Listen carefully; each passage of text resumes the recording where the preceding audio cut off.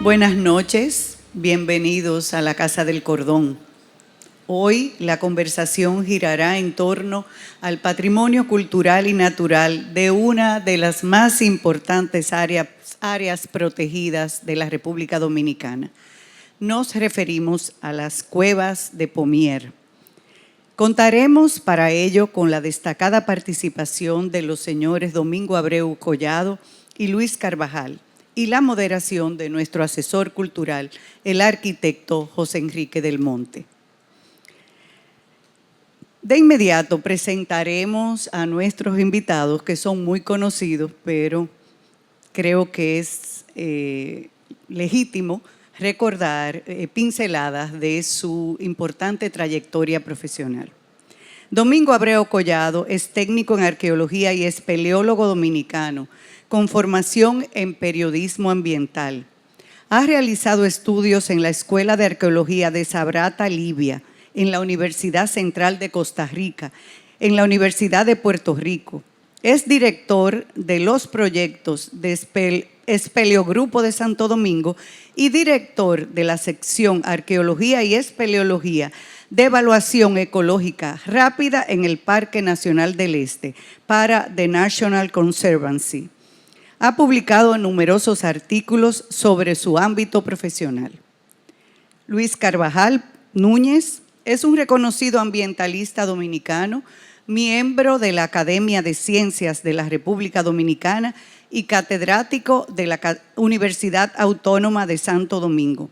Es un reconocido defensor de las áreas protegidas, investigador y ensayista. Estudió biología en la Universidad Máximo Gorki, Rusia. Posee una maestría en ciencias biológicas y estudios de ingeniería genética y de biotecnología de plantas. Ha sido consultor nacional en el Programa de Desarrollo de Tecnologías para la Sustentabilidad Ambiental del Programa de las Naciones Unidas para el Desarrollo. De inmediato paso la palabra al arquitecto del Monte, con cuya excelente moderación tenemos siempre el privilegio de contar. Posee una destacada trayectoria en el ámbito cultural y académico, además de ser un profesional de la arquitectura, como ya hemos mencionado, docente, poeta y ensayista. Adelante, José Enrique. Muchas gracias. Bueno, buenas noches a todos, buenas noches, Luis y Domingo. Estamos nosotros aquí hablando, cuando Carmen Rita los presentaba, decía Luis, que cuando lo mencionan todo su currículum. Él quisiera parecerse a esa persona porque él ni se acuerda de nada de eso. Y entonces yo le contesté, bueno, ahora están hablando de mí, ahora están hablando de mí. Pero nada, estamos aquí entre amigos y colegas en cuanto al amor por la naturaleza y el patrimonio, el medio ambiente, todo lo que nos atañe como dominicanos y la defensa de nuestro territorio.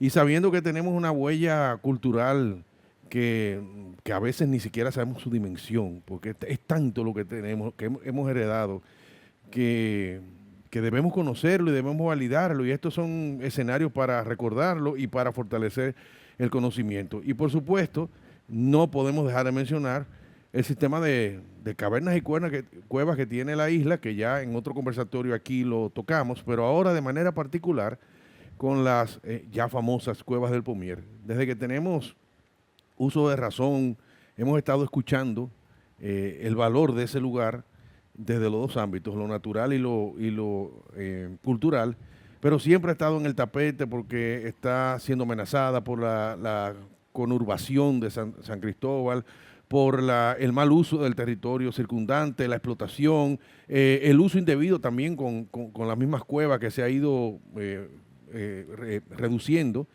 Y finalmente con la labor que ustedes han hecho de divulgación y de defensa de manera frontal. No importa la época, no importa contra quién, creo que nosotros le debemos a ustedes un agradecimiento por esa lucha que ha sido constante en diferentes ámbitos. Domingo ha sido un espeleólogo desde que yo estudiaba arquitectura, veía tus artículos en la prensa de espeleología, nombre que me encantaba y entonces me intrigaba muchísimo. Y sabemos que las cuevas son misteriosas, la gente quiere conocerlas, quiere adentrarse, pero le tiene mucho miedo, porque además reúnen lo desconocido, la falta de luz, la ruta que vas a tomar, son también factores que inciden en que la gente no lo conozca, pero como ustedes sí están ahí, que la han ido describiendo y han ido conociendo esos caminos, nos permiten a nosotros conocerlas. Para no hablar más, porque ha sido un poco larga mi introducción, yo quisiera que nos contaran desde el punto de vista primero del lugar, el sitio, el valor natural que tienen las cuevas del Pomier para la República Dominicana y para el sector donde están. Adelante, Luis, vamos a iniciar contigo para que nos explique ese punto primario. Mira, las cuevas, Gracias. después de una introducción como esa hay que hacerlo bien a la mala. Mira, las cuevas del Pomier, independientemente de todo lo que nos va a contar Domingo ahorita, tienen un enorme valor biológico. Primero, la diversidad de organismos que viven dentro de la cueva, los que entran y salen a la cueva, los que dependen de la cueva. Solamente pensar en los murciélagos que están allí y en la enorme función que ellos desempeñan, porque son los grandes sembradores y son el control natural de poblaciones de artrópodos, bueno, de insectos y de otros que son potencialmente plagas. De hecho, la disminución violenta de la población de murciélagos que se ha constatado en los últimos tiempos está incidiendo en la presencia de mayor cantidad de insectos nocturnos y de componentes plagas. Pero allí hay un nivel importante de una fauna altamente especializada. Los troglobios y los troglófilos son los que viven dentro de la cueva, tienen una especialización con relación a la pigmentación. No las necesitan al interior de la cueva, pero tienen también una especialización en función de la dieta. Por ejemplo, casi todos los artrópodos, o sea, los que tienen patas articuladas que viven dentro de la cueva, exceptuando las arañas que son cazadoras, son de alguna manera coprófagos, terminan esa materia que cae en descomposición, ellos terminan siendo una parte del puente para su vida. Y hay un grupo de unos animales chiquititicos que hay muchos fuera en un suelo sano, hay muchos que le llamamos colémbolos, los biólogos nos gusta usar palabrita rara, pero los colémbolos de la cueva son fundamentales para desmenuzar tanto los restos de las heces, de los murciélagos y cualquier materia orgánica que entren para que sobre ella puedan actuar entonces los hongos y las bacterias que terminan creando allí un bioma muy específico, con características muy específicas. Pero en esa cueva hay agua y hay mucha humedad y hay animales que dependen del agua. Algunos viven directamente en el agua, incluyendo, en el caso del Pomier, un pececillo ciego que es único de esa zona, pero también nosotros tenemos anfibios igual que los insectos y que los artrópodos que están allí descoloridos, porque no necesitan allí el color y tienen una característica muy especial. Estos anfibios son troglófilos y cuando salen pueden asumir algunos colores, pero cuando están dentro vuelven a perderlo. Estamos hablando de un contexto donde la biología es tan única, es un ensayo, que su protección se convierte en una necesidad, como es una necesidad proteger la flora que los rodea, porque lo que pasa dentro de la cueva y de lo que Domingo nos va a sumergir a profundidad, tiene mucho que ver con una vegetación que está siendo diezmada, primero porque un polvo continuo afecta la forma en que ellas se reproducen y afecta la velocidad de crecimiento y afectan su dinámica de nutrición. Pero como las afectaciones que hay en la zona de la cueva están alterando las dinámicas vivas que están adentro, y estas dinámicas son vitales para la disponibilidad de nutrientes, para la vegetación especializada asociada a la cueva, digamos que el verde y el control biológico, no solamente de las zonas inmediatas y proximales, sino de zonas muy distales a la zona de cueva, dependen del entorno de la cueva. O sea, en estas cuevas se juega el destino y la calidad de las aguas. Porque las cuevas, tampoco quiero entrar en eso, veremos ahorita, son hijas de las aguas y ya hemos tenido manifestaciones claras de contaminación de estas aguas, pero de ellas depende la vegetación y el resto de la biodiversidad. Al interior de esa profundidad, como vamos a ver, hay muchos otros valores. Al interior de ella se juega todo el destino de la piel de esta isla, que es el resto de nuestra biodiversidad. Dejémoslo ahí por ahora, porque yo creo, yo vine a escuchar a Domingo. Bueno, Domingo, se habla de las cuevas del Pomier. Son muchas cuevas del Pomier. O sea, la gente quizás piensa que es una cueva del Pomier, pero ¿cuántas son? Son 58 cuevas. 58 cavidades es mucho. Es mucho por ayer que lo dominando yo.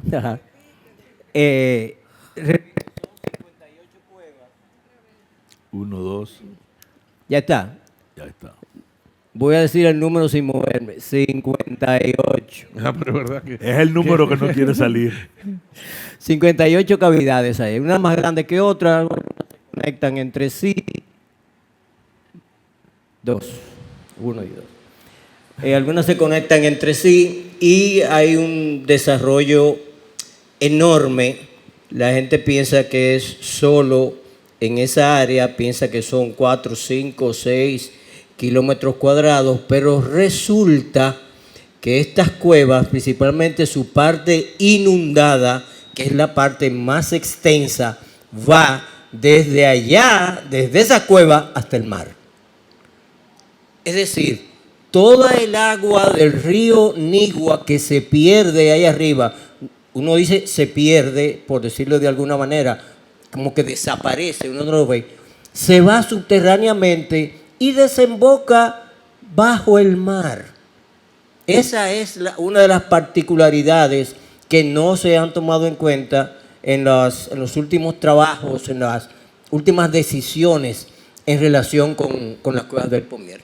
Claro está, son áreas muy difíciles de llegar, no todo el mundo anda metiéndose, sumergiéndose en cuevas y navegando, yéndose, nadando, buceando kilómetros hasta llegar al mar. Entonces eso depende de mucha pericia, se muere mucha gente en eso y uno no quiere ser de esos. Porque Entonces, se conectan entre todas las cavidades. No se conectan todas entre todas.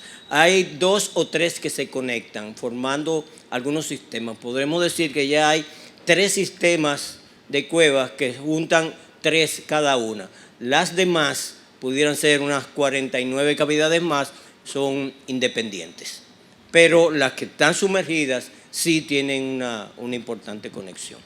Ahora, cuando había alguna dificultad entre nuestros aborígenes y algunos otros grupos de lo que luego se llamó América, de Abya Yala, como se llama, cuando había dificultad, nuestras aborígenes utilizaban, y aún sin haber dificultad, sino previendo esa dificultad, utilizaban una de esas piedras que ustedes ven ahí, la de abajo. La de abajo.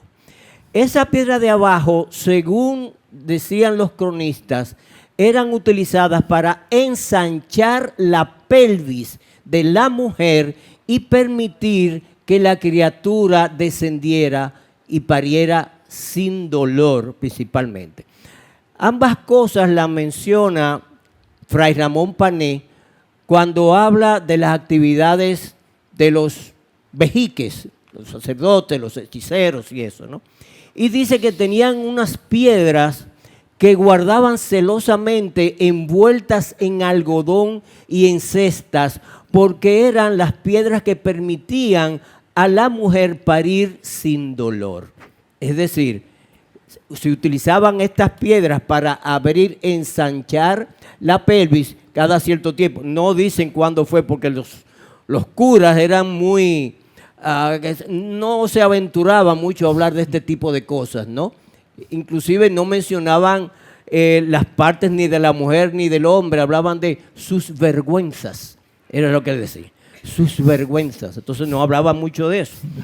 Pero cuando Hernando Colón recibió 3 piedras de esas, les dijeron que era una para mejorar la producción agrícola, la producción de yuca, la producción de batata, toda la producción, ¿no? Que es esa blancuzca que se ve. Otra que era para facilitar o pedir la lluvia, era el que se ve a la derecha.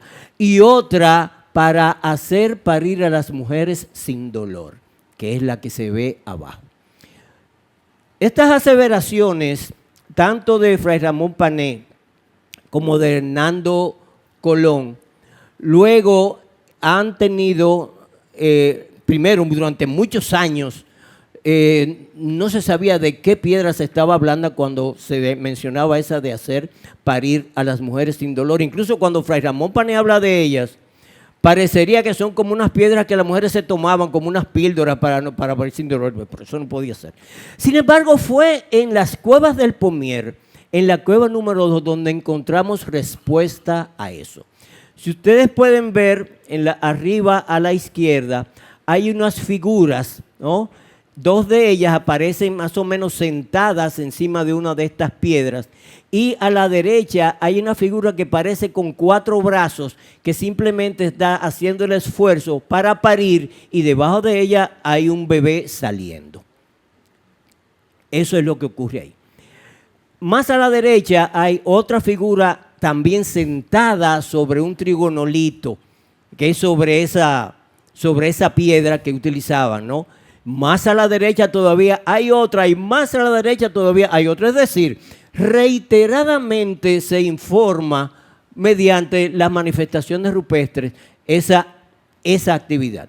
Pero no solo esa, sino una cantidad enorme de actividad. Y eso aparece mencionado, por ejemplo, en el Chilam Balam, que es el libro sagrado maya.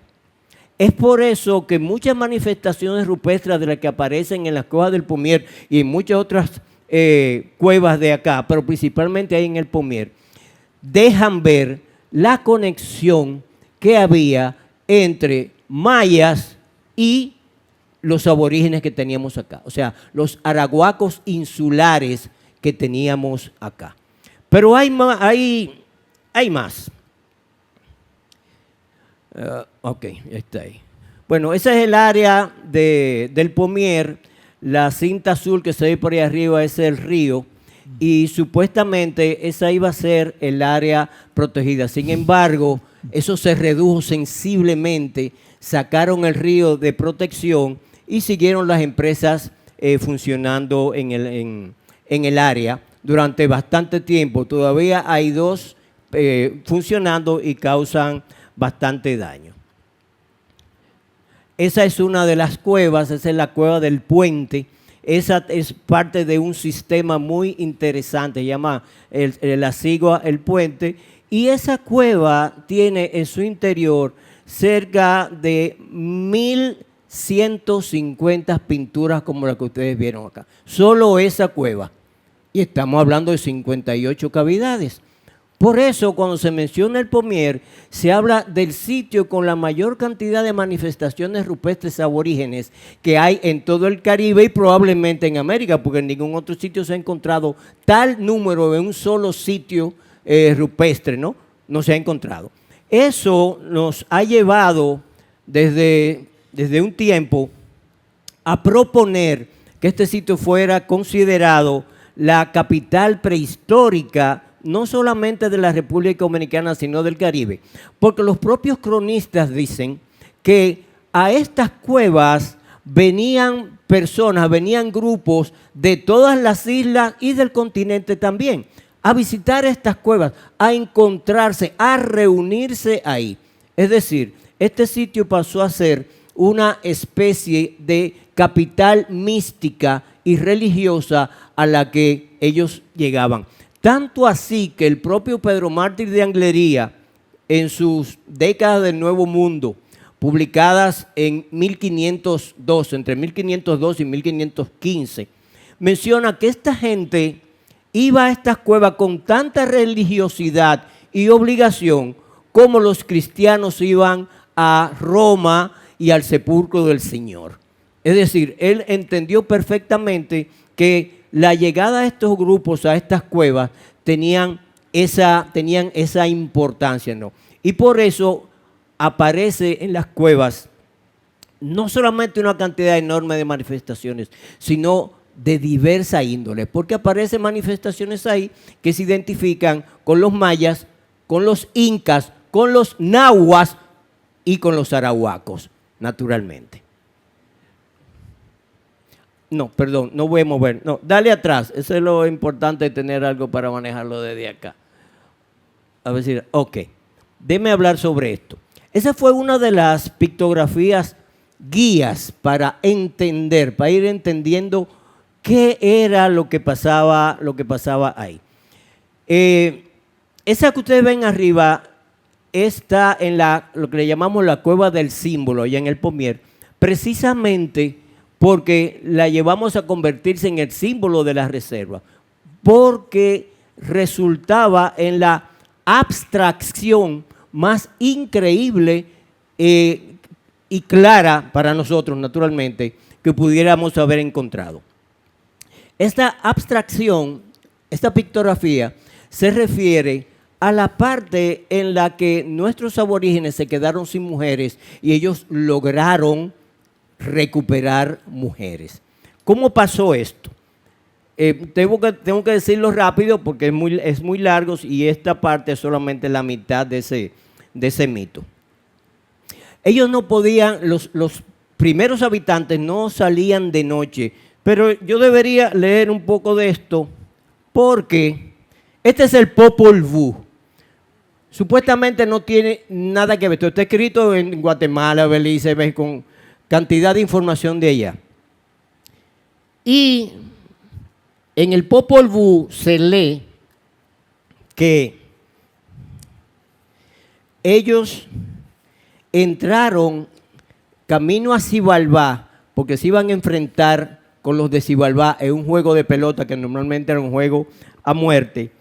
Y se menciona acá mismo que bajaron rápidamente los escalones y pasaron entre varios ríos.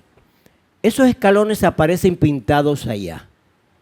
Nuestros aborígenes aquí mismo no fabricaban escalones, sino que esa mención de escalones está en el Popol Vuh y era como una especie de comunicación a los de acá. Pero hay bastante más. Es la de adelante. Perfecto. Entonces sigue diciendo, bajaron rápidamente los escalones y pasaron entre varios ríos y barrancas, que son los que se ven a la derecha. Ustedes no los ven bien, pero están ahí. Y pasaron entre unos pájaros. Estos pájaros llámanse molay. A ver si funciona. Dios mío. Ok. Normalmente, cuando íbamos a la cueva número 1, encontrábamos esta cantidad de pájaros ahí. ¿Y por qué tantos pájaros? Pero era solamente lo que veíamos, pájaros. Regularmente, la gente que ha ido a cuevas ve una cantidad de pictografía y ¡wow! ¿Cuántas? Y le toman una foto. No se detenían a ver en detalle lo que había y nunca vimos que habían dos personas aquí, una ahí y otra allá arriba. Solamente veíamos los pájaros. Entonces encontramos que aquí decía que esta gente, y cuando hablo de gente, hablo de Ixbalanqué, que era uno de ellos, y Hunahpu, eran de los personajes mayas. Y ellos pasaron entre estos pájaros y sigue diciendo todo lo que va recorriendo. Entonces el recorrido que se menciona aquí en el Popol Vuh va apareciendo en estas cuevas, no porque fueron las cuevas donde ellos estuvieron, sino una manera de informar, de enseñar todo ese proceso que ocurrió en la zona maya. Exactamente cuál zona, esto no lo dice, pero estamos hablando de Guatemala, de Honduras, de Belice, de México, esa área por allá, ellos creían en todo eso. Pero una de las más interesantes es esta es la cueva 4 de allá del Pomier. Algo que nos llamaba siempre la atención era este animal, ¿no? Este animal que está acá. Aparece aquí, nosotros lo ampliamos acá y acá, porque a mi juicio, todo el que lo ve sabe que se trata de un mosquito. Un mosquito, o sea, es un mosquito. A mí me parecía, pero ¿por qué dibujaron un mosquito? Un mosquito. Naturalmente, había que meterse a buscar en estas cosas para encontrar. ¿Y qué encontramos eso? Dice lo siguiente. Salieron de allí y llegaron a una encrucijada de 4 caminos. Ellos sabían muy bien cuáles eran los caminos de Xibalbá. El camino negro, el camino blanco, el camino rojo y el camino verde. Así pues, despacharon a un animal llamado Xan. Este debía ir a recoger las noticias que lo enviaban a buscar. Estos hermanos, Ixbalanqué y Hunapú, necesitaban enterarse de qué era lo que le tenían preparado la gente de Xibalbá en su enfrentamiento a la pelota. Entonces, ¿qué hicieron? Uno de ellos agarró un pelo de su rodilla, lo transformó en mosquito y le dijo: pícalos uno por uno. Primero pica al que está sentado, en primer término, y acaba picándolos a todos. Pues esa es la parte que te corresponde. Chupar la sangre de los hombres de los caminos, le dijeron al mosquito. Muy bien, contestó el mosquito. Y enseguida se internó por el camino negro y se fue directamente hacia los muñecos de palo que estaban sentados primero. Si uno ve esto acá, uno puede ver que hay una diferencia entre este grupo y este que está en el medio, que es de un color más tenue y por lo tanto no está vivo, es de madera, es de palo. Y a ese lo picó. Picó al primero, pero este no habló. Picó después al tercero, el tercero de los que estaban sentados era Juncamé. ¡Ay!, dijo cuando lo picó. ¿Qué pasó? ¿Qué te pasa, Juncamé? Es que me ha picado, ¿no sabes qué me ha picado? Entonces, poco a poco él fue picando a 14 de ellos y cada uno se espantaba y decía el nombre del otro. Entonces así el mosquito se enteró de quiénes eran los que se iban a enfrentar con Hunapú e Ixbalanqué. Lo interesante, todo es interesante, como sigue todo este asunto, es que de ahí, o de esa cueva que mencionan ellos, pasaron, bueno, aquí hay, fíjense la versión de los mayas. Esta es una versión relativamente reciente, hace bastantes años, ¿no? De los mayas, ¿no? En el que aparece el mosquito, ¿lo ven? Acá. Y es la misma representación, solo que aquí hay una representación bastante amplia y la que tenemos aquí es esta en blanco y negro. Ellos tienen unas representaciones más interesantes, pero fíjense que es casi la misma, por decirlo de alguna manera. De ahí entonces se fueron a la cueva oscura. Fíjense que cuando los primeros investigadores que entraron a esta cueva 2 vieron esto, inmediatamente dijeron: eso es haciendo la cojoba. Porque toda la idea que se tenía siempre era que todo el mundo, que los indios andaban haciendo cojoba todo el tiempo. Eso no es verdad. Como que andaban siempre arrebatados. Eso no es verdad. Eso no es cierto. ¿Qué dicen el Popol Vuh de esto?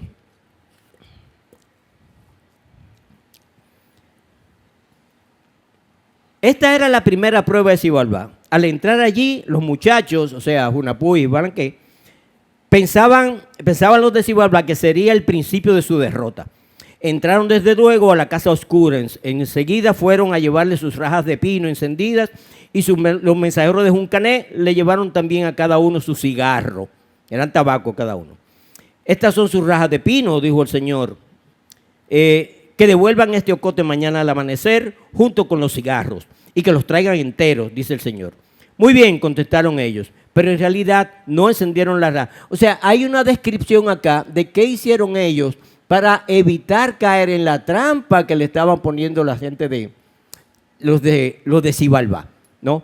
Y así va desenmarañándose todo esto y hemos ido encontrando que en cada cueva, muy bien, en cada cueva, ahí está entonces, fíjense ahí, en donde están, aquí, en la cueva número 2, Hunapú e Ixbalanqué, y esta es la versión maya de allá de Belice. Ellos tienen su versión, naturalmente, pero coincide totalmente con lo que tenemos acá. Y así mismo, como ellos se van a la cueva oscura, así cambian aquí de cueva. En la primera estaba en la número 4, luego la número 2, luego pasaron a la número 1. Vamos a ver qué pasó en la cueva número 1.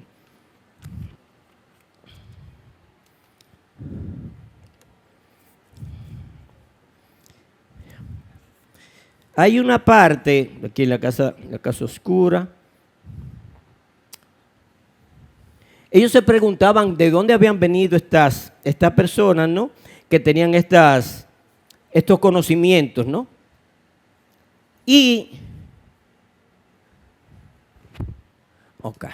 De ahí pasaron entonces al juego de la pelota.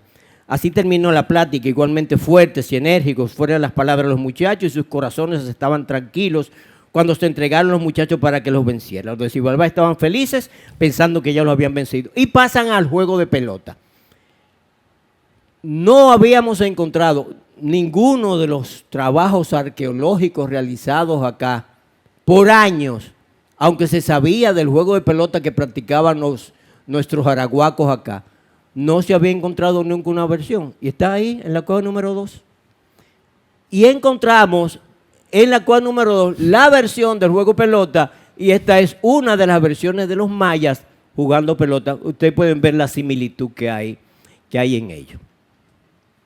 Es decir, cada cosa de las que aparece aquí, no aparecerá todo, pero hemos ido poco a poco estableciendo similitudes entre lo que dice el Popol Vuh y lo que aparece no solamente en el Pomier, en muchísimos otros sitios, pero aquí en el Pomier, donde hay la mayor concentración de estas manifestaciones y de esta identidad con el Popol Vuh y con el Chilán Balán, donde habitan todavía estos grupos, y lo puse para que ustedes vean la similitud que hay entre el diseño que tienen en sus tatuajes y lo que aparece aquí en nuestras cuevas. Por ejemplo, esto está en la cueva Hoyo de Sanave. Es exactamente el mismo diseño que tienen ahí. Es decir, estamos hablando de una conexión de todos los grupos, de todas las culturas de América con todo el Caribe. Había una conexión permanente, porque ustedes deben saber que las capacidades que tenían tanto mayas como los mismos nahuas y los mismos arahuacos de todo el Caribe en la navegación. Se movían por las islas, se movían por todas partes, de manera que no resulta nada. Hay otra, en la cueva del puente allá, aparece esta muestra, que yo insisto en que es una muestra de arte rupestre no inca, pero refiere a los incas. Y son estas aves. Fíjense, estas son cóndores. Aparecen en la cueva del puente en esta manera. Es prácticamente la misma. Pero hay una particularidad, que es esta cabeza de ave de cóndor. Si miran la semejanza, la calvicie, ¿no? Toda esta parte de la cara, todos estos pliegues, este triangulito encima del ojo. O sea, se tomaron el trabajo de hacer esa descripción para quedar identificados ahí. Pero no son solamente estas pictografías las que atestiguan la presencia o el paso o el contacto entre estos grupos, sino hay mucho más que eso. Una de las cosas muy particulares en el Pomier es que en esa misma cueva, en la cueva del puente, es donde logramos identificar la manifestación del solsticio de invierno. Es decir, ellos ahí tenían identificada el momento en que se producía el solsticio de invierno. Y Fray Ramón Pané habla de esta cueva mencionando que habían allá dos representaciones, dos semíes a donde ellos iban a pedirle lluvia cuando la necesitaban. Es decir, hay una vinculación entre esta cueva y la astronomía, porque no era solamente el asunto de que lloviera, sino que tenían un vínculo místico para pedir esto. Algo que ocurría aparentemente siempre durante el solsticio de invierno. Que cabe decir acá que en ese momento, es decir, cabe aquí a la 1 de la tarde del 21 de diciembre, entra ese rayo de sol e ilumina estos semíes que están acá. Y se ilumina todo ese espacio. Si ustedes ven, este es un día cualquiera y parece de noche. Un día cualquiera parece de noche, pero ese día, sea los 21 de diciembre, que entra este rayo, se ilumina todo el espacio ahí. Y es el punto de partida del solsticio de invierno. Es donde se manifiesta el solsticio de invierno, que probablemente lo utilizaban como una forma de saber cuándo terminaba el año, cuándo comenzaba y qué tenían que hacer entonces en relación con eso. Pero no es solamente este rayo y esta manifestación por lo que esta cueva queda tan vinculada a la astronomía, sino también por este visor. Durante mucho tiempo, también en la cueva del puente, veíamos ese hueco ahí, y debajo de ese hueco, esta pictografía. ¿Qué habrá sido? Pero siguiéndole el paso al asunto del solsticio de invierno, pudimos ver, y tuvimos que visitar varias veces de noche allá, para poder ver a través de ese huequito y encontrarnos con esto. Y luego ver que este dibujo que estaba abajo tenía mucha similitud, como esta curva aquí, que es ese brazo, este punto acá, que está a punta de oreja, estas dos estrellas que son esos dos ojitos, esto que es lo que le llaman, esa es la constelación de Orión, ¿eh? Esto que le llama el cinturón de Orión, que equivaldría a esta pierna. Ahí está el asunto. Y no solamente el visor era utilizado para ver esto, sino también para ver la luna cuando aparecía, y podían dibujarla hasta con todas sus manchas en este mismo sitio. Es decir, estamos hablando de un sitio que acumula tal cantidad de información que desde hace muchísimo tiempo debió haber sido declarado como la capital prehistórica, pero siempre se impuso el interés comercial, en este caso el interés comercial minero allá, y destruyeron. De las 58 cuevas destruyeron 6. 6 cuevas fueron totalmente destruidas, aparte de eliminar una buena parte enorme de bosque. Esta es la cueva 5. Y cuando la vimos por primera vez, que encontramos estas letras, pero estas letras, y vimos que realmente estaban asociadas, que era el color y el pigmento, era muy idéntico a lo que pasaba ahí. Nuestra creencia nuestra opinión en esa época, era que eran nuestros aborígenes como comenzando a aprender el idioma, a aprender a escribir posiblemente. Eso pensamos. Hasta que nos encontramos con un libro de Gabino de la Rosa Corso, en donde hablaba que esos eran garimbas. Las garimbas son unos fierros que se ponen a rojo vivo para marcar animales, y aquí los utilizaban en Cuba también para marcar a los aborígenes. Esas garimbas. Y tanto así que él cita acá una carta que le envía, ¿cómo se llama? Juan Ponce de León al rey, diciéndole: tengo en servicios lo de haber errado con una F en la frente a los indios tomados en guerra, haciéndolos esclavos, vendiéndolos al que más dio y separando el quinto para vos, al rey. Es decir, lo marcaban a hierro vivo para venderlos, ¿no? Y eso aparece en esta cueva por alguna razón. Yo no sabría decirle exactamente por qué aparece ahí, pero parece que eso era suficientemente oye, una manera como de rechazo, una manera que yo no podía describirlo por lo que aparece acá, porque además de aparecer, aparece el momento en que uno de ellos enseña cómo era que marcaban en la frente. ¿Lo ven ahí? Aparece el tipo marcando a otro en la frente. ¿Sí? Esto es lo que nos están haciendo. Era una forma de decirlo. Eso está en la cueva 5. De manera que tenemos unas manifestaciones rupestres ya hispanas, o sea, de la época hispánica, pero de la época hispánica reciente, de esa época, porque estaban capturando aborígenes y los sabían. Estas cuevas comenzaron a ser destruidas hace mucho tiempo, pero los efectos de los explosivos se comenzaron a manifestar más en los años 80, en los primeros años 80, y ese monumento que ustedes ven ahí se desplomó producto de la onda expansiva que generaban las explosiones allá.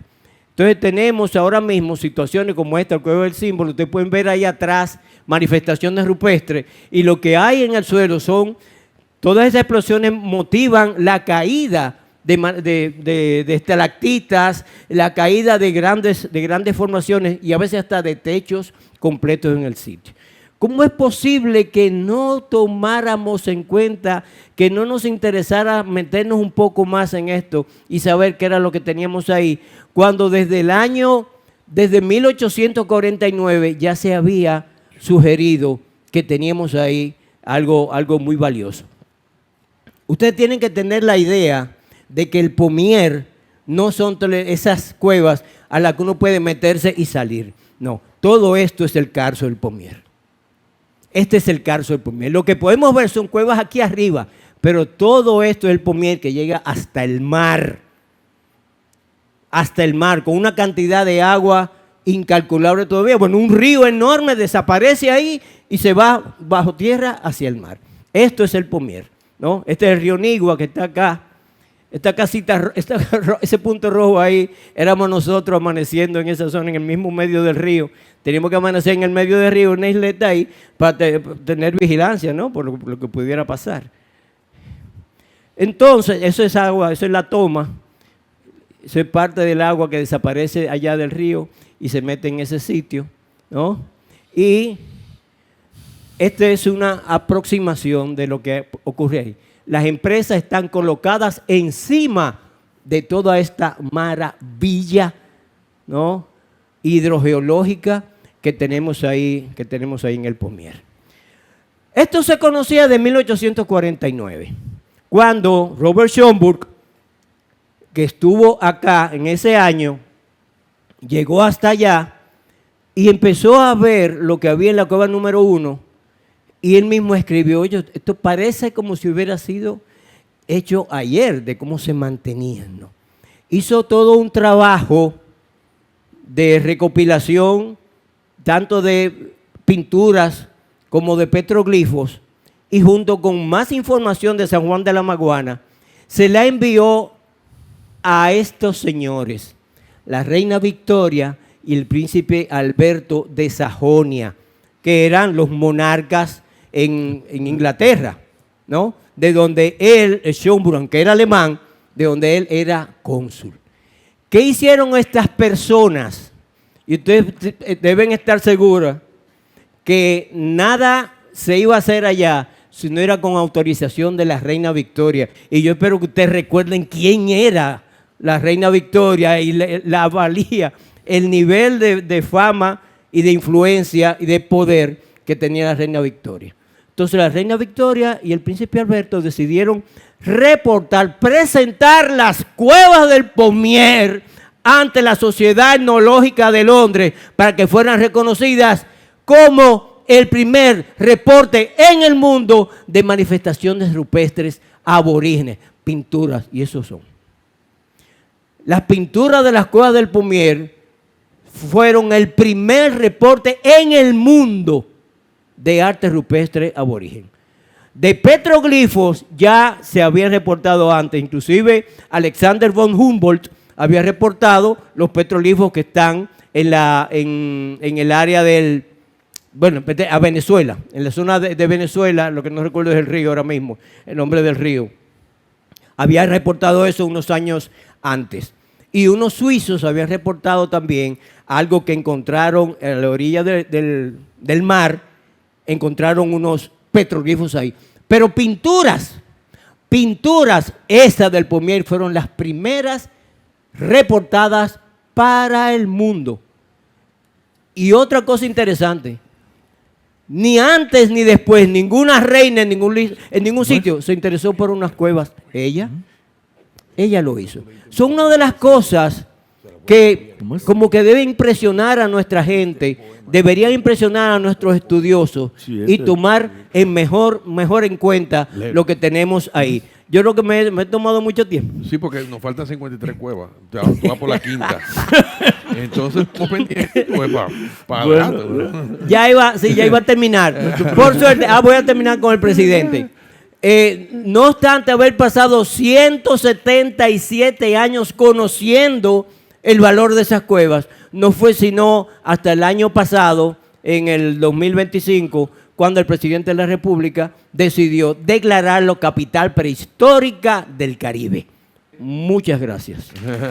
Muchas gracias. Tenemos... Después de Semana Santa... Gracias, Luis. Después de Semana Santa nos juntamos de nuevo aquí, no te preocupes, porque falta mucho. Sí, ahora que falta en la cueva. Como bichuela con dulce. La verdad que bueno, nos quedamos emocionados y asombrados. Siempre sabemos de la riqueza que tiene la cueva del Pommier, que le llaman cueva de Borbón también. Tiene dos nombres. Se llamaban del Pommier. Me pasó un minuto más. Cuando llegaron a esa zona los primeros franceses huyendo de la revolución haitiana, esa era una zona que no estaba muy poblada, pero ya se conocía un poco su riqueza, porque eso era bosque húmedo ahí. Y llegaron y se encaramaron ahí y se quedaron ahí. Pero había tanto mamón, Annona reticulata, había tan gran cantidad de árboles de mamón, que cuando además maduraban, se vuelven totalmente rojos, que a ellos les parecieron manzanas. Y en francés, manzana es pomme. Y como eran tantos, esto es un pommier, un manzanar. Y se le quedó el nombre de Pommier.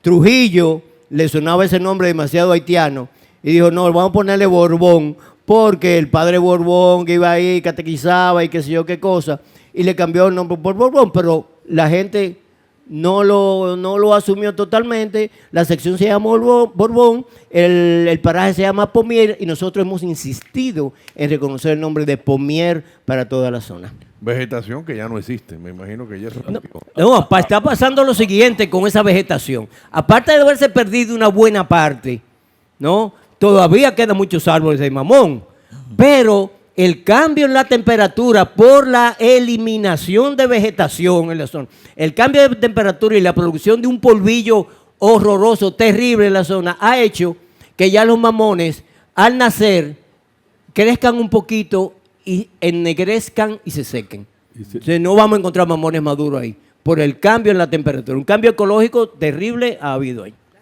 Incluso algunas de las plantas nativas y endémicas de la zona tienen dificultad para producir semillas fértiles porque el polvillo es un factor de contaminación.